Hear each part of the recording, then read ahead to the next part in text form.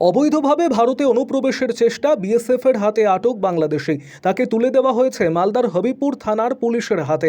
ঘটনাটি ঘটেছে মালদার হবিবপুর থানার ভারত বাংলাদেশ সীমান্তবর্তী ইটা ঘাঁটি এলাকায়। কাঁটাতারহীন এই এলাকা দিয়ে ভারতে প্রবেশ করার চেষ্টা করছিল কয়েকজন বাংলাদেশি। সেই সময় গ্রামবাসীদের সহযোগিতায় তাদের ধাওয়া করে বিএসএফ। হাতে নাতে ধরে ফেলে এক বাংলাদেশি অনুপ্রবেশকারীকে। বাকিরা বাংলাদেশের দিকে পালিয়ে যায়। ধৃতের নাম আব্দুল মান্নান। তার বাড়ি বাংলাদেশের চাঁপাই নবাবগঞ্জ জেলার গোমস্তাপুর থানার অন্তর্গত টমপাড়া গ্রামে। সেই ছবি সোশ্যাল মিডিয়ায় ভাইরাল। এই ভিডিওর সত্যতা যাচাই করেনি সংবাদ মাধ্যম। আরও আপডেট থাকতে আমাদের ভিডিও শেয়ার ও ফেসবুক পেজটিকে লাইক করে ফলো করে দিন।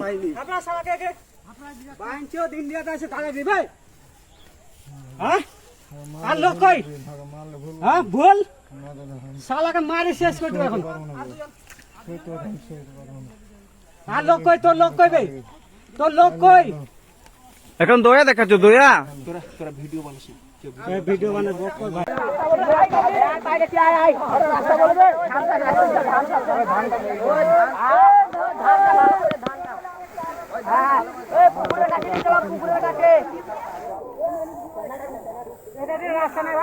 পুকুরের কাছে এখানে বল বাইক একটাকে রাস্তা বলবে